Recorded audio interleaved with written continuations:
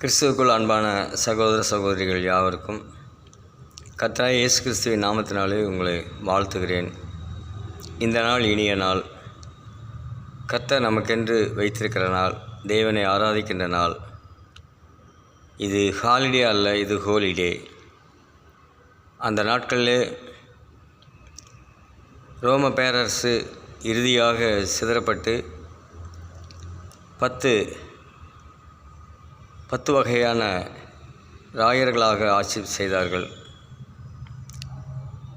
அப்படிப்பட்ட நாட்களிலே கிலோதுராயின் காலத்தில் கிறிஸ்துவம் மிகவும் வளர்ச்சியடைந்து மேலோங்கி நின்றதை பார்த்தவுடனே அவரால் அதற்கு மேலே கிறிஸ்தவர்களை துன்பப்படுத்துகின்ற அந்த சூழலுக்கு வரவில்லை.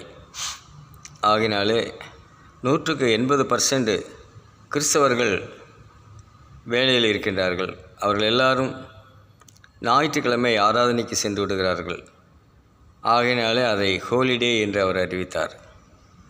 அது பிற்காலங்களிலே வந்த அரசாங்கங்கள் அதை ஹாலிடேவாக மாற்றிவிட்டது.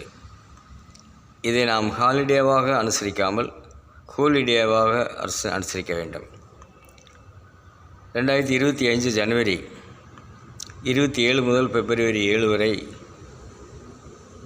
வைரல் ஃபீவரால் நான் பாதிக்கப்பட்டு பிளட்டோட கவுண்ட் மிகவும் குறைவானது. ஒட்டஞ்சத்திரம் கிறிஸ்டியன் ஃபெலோஷிப் ஹாஸ்பிட்டலில் சிறப்பு மருத்துவர்கள் மூலமாக கண்காணிக்கப்பட்டு பிப்ரவரி 7ஆம் தேதி அங்கிருந்து வெளியில் வந்தேன்.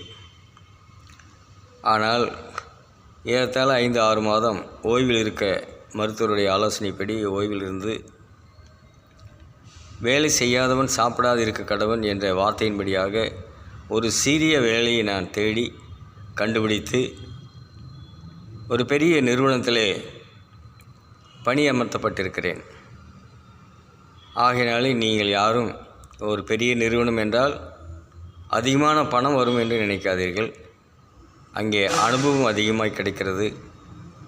அநேக மக்களை சந்திக்கின்ற வாய்ப்பு இருக்கிறது.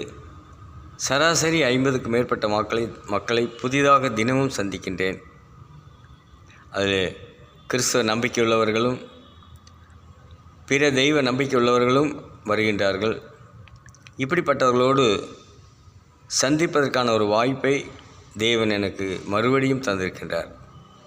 மறுபடியும் ஜீவன் தந்திருக்கிறார். இந்த ஜீவன் அவருக்காக மட்டுமே இருக்கிறது என்பதை உங்களுக்கு நான் அறிவித்துக்கொள்ள விரும்புகிறேன். இது நான் உங்களோடு தொலைபேசியில் பேசுவதைப் போல நீங்கள் நினைக்க வேண்டும். நான் உங்களோடு நேரடியாக பேசுவதைப் போல நீங்கள் நினைங்கள். ஏனென்றால் அநேகருடைய தொலைபேசிகளை தொடர்பு கொள்ள சூழ்நிலை முடியாமல் இருக்கிறது. வேலையின் காரணமாக அநேக நேரங்களிலே அதிகமான தொடர்புகள் கொள்ள முடியாமல் இருக்கிறேன்.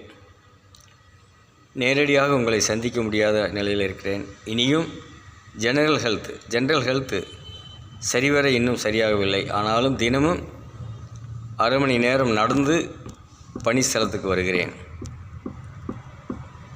அதை நான் வழக்கமாக கொண்டிருக்கிறேன்.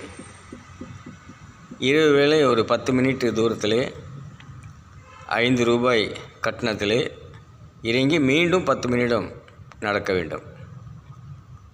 இது நடப்பது எனக்கு மிகவும் சிரமமாக இருந்தாலும் கூட அதை வழக்கமாகவே கொண்டிருக்கிறேன்.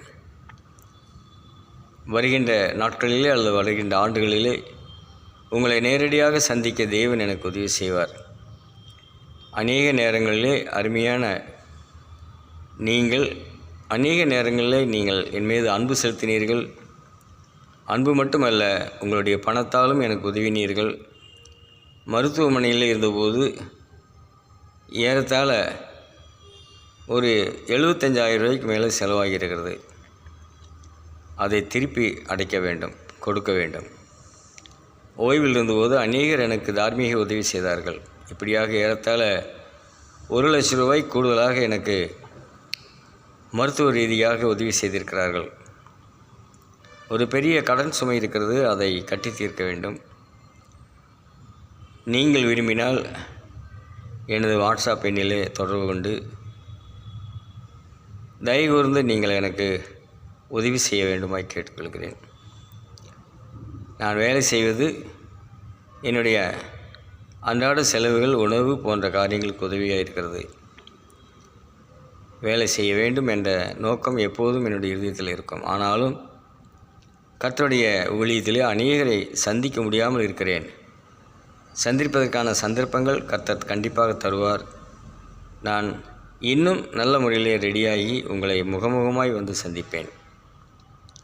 அதுவரை தேவன் தாமே உங்கள் யாவரையும் அவருடைய கருவழியை கண் பாதுகாக்கிறது போல உங்களை பாதுகாத்து வருவாராக. தேவன் உங்களை அதிகமாய் ஆசீர்வதிப்பாராக. ஆமேன். நன்றி.